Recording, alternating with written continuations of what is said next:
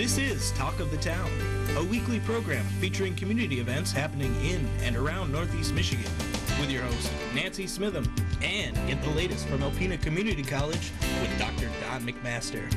And now, today's Talk of the Town.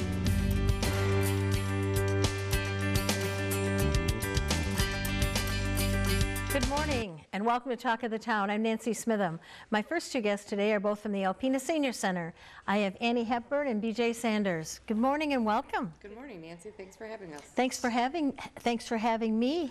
I'm glad to be here and I'm glad that you're here. Yeah. But I'm looking at the beautiful bowls on our table that we have, and those were handmade at Cobby Goose by somebody in our community that knew the importance of empty bowls and wanted to help out. Absolutely, and we've gotten a lot of people to paint bowls this year. It's been phenomenal. And a lot of our staff has gone over as groups and painted bowls too. So you have about 150? We have about 150 bowls. All right, Annie, tell me about empty bowls. So empty bowls is actually, the purpose behind it is that obviously there's people that deal with hunger in our community, and somebody at a table someplace has an empty bowl in front of them. So basically it's a fundraiser to raise funds for the organizations that deal with hunger in our community. So we are collaborating this year with Cobby Goose and ourselves as a senior center to raise funds to hopefully distribute to several agencies in our community that deal with hunger. Okay, so how does it work and tell me about empty bowls at your facility. We've got some exciting things happening for that event at the center. So as you can see the bowls here, so if you come in and it's a minimum donation of $5, you get to pick the bowl of your choice. As long as you purchase a ticket in advance, you're guaranteed a bowl. You get to pick the bowl of your choice, and then you get your soup served in that bowl, and you'll have a choice of a variety of soups, all donated by local restaurants, and we're really excited about that this year. Plus, our senior center is going to be making our wonderful, wonderful homemade rolls and some desserts to go along with that. We've got Carol Cataract entertaining that day. We've got a 50-50, a wonderful bake sale I'm getting all kinds of responses from people on what they're bringing in. Pies and cakes and cookies and cupcakes, along with a 50-50 and a Chinese raffle. Wow. And Annie, you know, normally you wouldn't do an event like that, of that magnitude, because how busy you are with your congregate meals and everything. So thank you so much for putting forth, you know, your time and energy and your talents at the Senior Center, and all of you for doing that. And I'm hoping to be able to be there, and I've seen a bowl that I wouldn't mind adding to my collection. I mean, I go every year. This is the third year that it will be held in Alpena, the first year that we will be partnering with Cobby Goose, but it's amazing to just see the support, and you know, we have to just really support those people that deal with hunger every day, and some of us fortunately have not been there, but this is the importance of helping those agencies that deal with people and support our community. And the next event we want to talk about is Denim and Diamonds, because that is your most important fundraiser of the year. Yes, so normally we hold it in January, but this year, related to so many illnesses going around, we decided that we should postpone it, because last year we had several people that couldn't even come because of the illnesses. So we postponed it, and we postponed it till April 25th, and we had to move the venue, which we had a great venue, but we're excited about our new venue. It's at Art in the Loft, and that's the first time we have ever partnered with Art in the Loft to hold an event. So I think it's going to bring a different feel to the event, and it's going to be pretty exciting. All right, so tell me more about Denim and Diamonds. So Denim and Diamonds, Wayne Konjorski and the Copycats will be entertaining, and this will be our third year of having them, and they put on a wonderful show. I can't get enough of them, so that's exciting. So it's a $40 ticket price. With that ticket price, you get a wonderful sit-down meal. Marsha Milligan, and I'm not sure the name of her. Classy Ladies. Classy Ladies. Jerry. Yes, so this will be the third year of having her with us, so that's exciting. We'll have a cash bar. And lots of events. So we've got a silent auction, a live auction, a Chinese raffle. We'll be selling Jell-O shots and having fun with that. We're going to be doing a really cool candy bar type of fundraiser at that event also. So lots of exciting things, again, planned for that. And the cool thing is you can wear whatever you want. Come in jeans and a little bit of glitz and you're good to go, or a lot of glitz and a fancy dress, and you're good to go, whatever you want to come dressed in. Just have Kind a of good nice when time. people do that, you know, dress how you feel. And then Annie, right back to feeding people. Tell me about your congregate meals, when they're served, and the suggested price. So lunch is served from 11:30 to 12:30, and dinner is 4:30 to 5:30 right now. When it gets the summer months, it goes to Okay. at 5 o'clock. But a suggested donation of $3.50. Okay. If they're 60 and over. Okay. Under 60 is $7. Okay, and it's a wonderful homemade meal.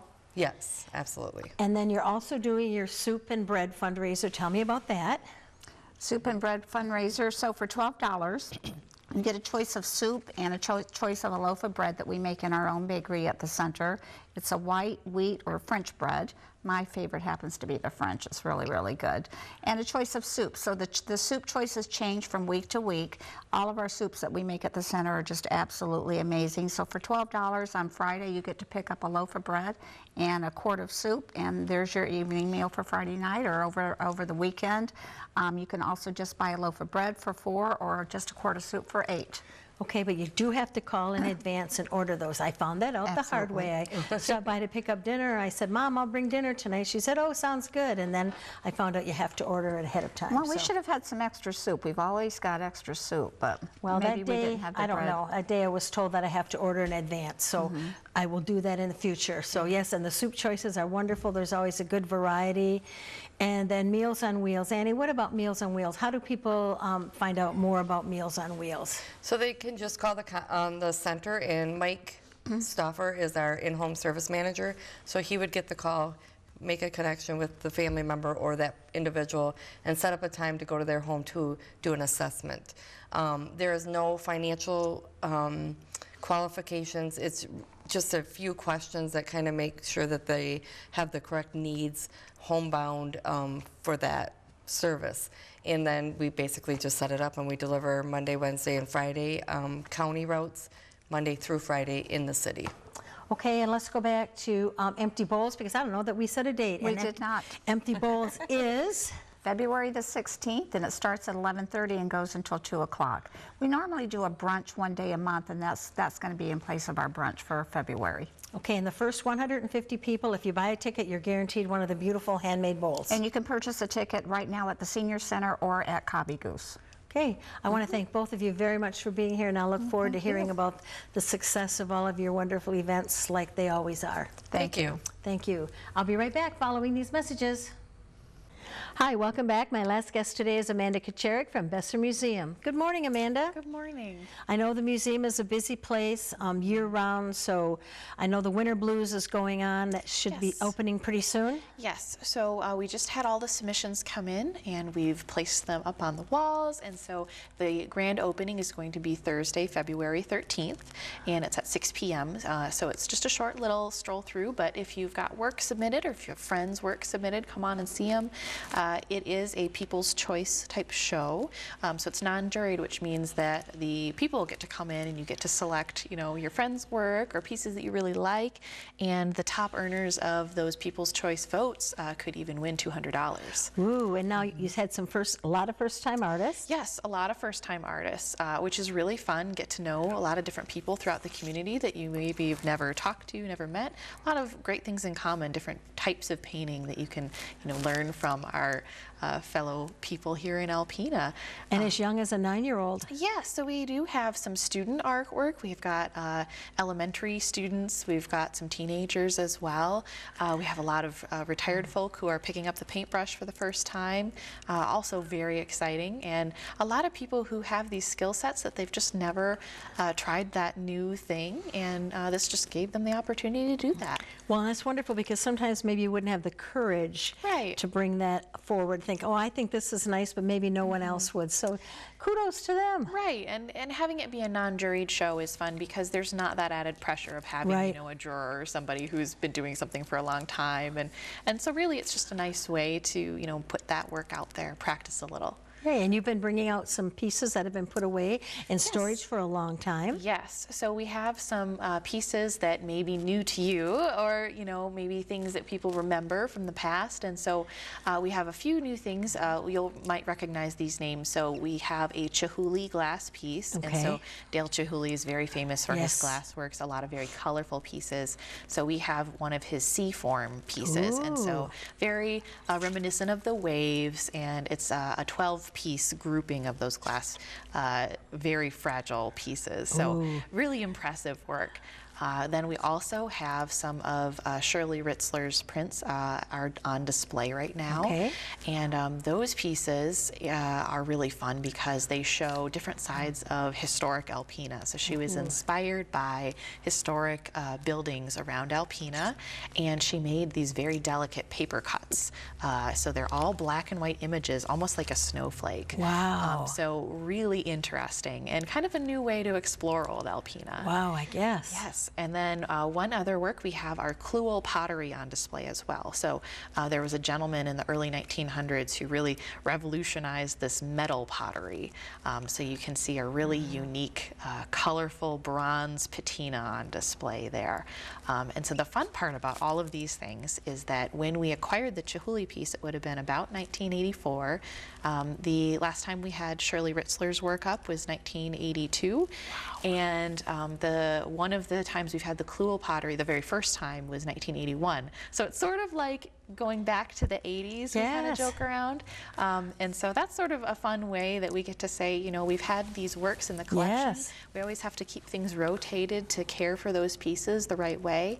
But it's sort of fun to say, like, this is why we do the work that we do with those collection pieces, is so that we can bring things out, in 40 years' time, and they'll be just as good as the first time we exhibited them. That is, and that's exciting, thinking back that far, thinking what was going on in the 80s with music and clothing and things. That's pretty unique, and how those pieces stand the test of time. Absolutely, and that's the thing here at the museum, is we like to celebrate these timeless treasures that we have. And so that's why you should all come down to the museum, check that out, see something new. And then of course Noelle Skiba's work is still up. It will be through October. All of these works will be up through October. And Noelle was doing some workshops. Have those been? So we don't have some dates set for those quite yet, but please stay tuned. You can follow us on our Facebook page or at bessermuseum.org as well. We'll be updating that very soon. These cold, dreary days, what a great day to go see Noelle's work. Oh yes, well really all of the work at the museum, it's a nice way to, even though you're spending time indoors, all of these different artistic expressions can really brighten up a day. Oh yes, and what else is going on? We always have planetarium shows. Every month we change those shows, so if you check those out on the website, we have a full calendar of those events coming up. And Jonathan is always doing his live programming on certain times of those days, so if you have extra questions about astronomy, he would be more than happy to answer them for you. And with that state-of-the-art dome, and it feels like you're really one with the stars, so it's pretty wonderful. And if someone hasn't been there, I just really encourage you to come and see the shows, because they're just spectacular. Oh yes, and then he also does have an astronomy club, so if you're interested in learning some more information, he does have a mailing list out, so if you stop by the museum, you can sign up for that, and then he'll be able to pass forward some of that information about maybe some of the stars that you can see in the sky as the seasons change, or if there happen to be any telescope events going on. Okay, sounds wonderful. So what are the hours of the museum? So we'll be open to the public from 10 to 5 most days except for Sunday.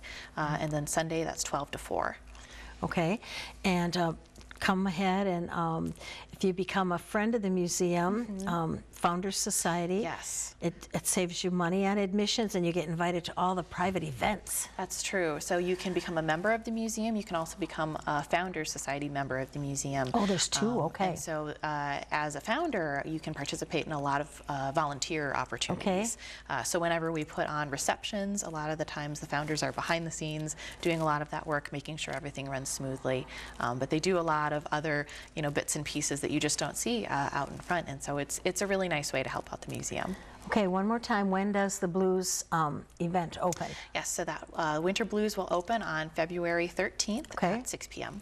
come on down and get a chance to vote for your favorite artist and give them a little boon so they keep painting Absolutely. or keep doing whatever they're doing. Right. Oh, Okay. absolutely. And if anyone has any questions, they can look at your website or they can call 989-356-2202. You're right. Thank you so much for being here, you for Amanda, and I having look me. forward to talking to you next month. Excellent. I'll be right back with Dr. Don McMaster following these messages. Greetings, everyone. Welcome to Talk of the Town. I'm Dr. Don McMaster, president of Alpena Community College. I'd like to continue on with what we did last week and cover some data that's important to Alpena Community College for your information. So let's jump right in. To recap, fall enrollment up 5.1% in head count, down 0.9% in credit hours. This is on the heels of fall semester being up 4.5% in both head count and credit hours, which was the top community college in the state among the 28. ACC was top in those two categories, and we performed well in the spring semester also in an extremely, extremely challenging environment for enrollment. Van Leer Hall project, we started last week. There are three really key pieces of funding that came through that help us get moving on that project. Two federal pieces, a $500,000 USDA grant, distance learning and telemedicine, a $2.25 million United States Department of Education Title III grant, and then a $500,000 state grant, a Michigan Opportunity Grant, thanks to Senator Stamas and Representative Aller for their help on that state funding. Our IPEDS report, I'll just hit on the high points here. IPEDS stands for Integrated Post-Secondary Education System. Every college, community college, university, private school, any school that receives federal financial aid fills out this survey. It's mandatory, and the data is collected and it can be benchmarked against other schools.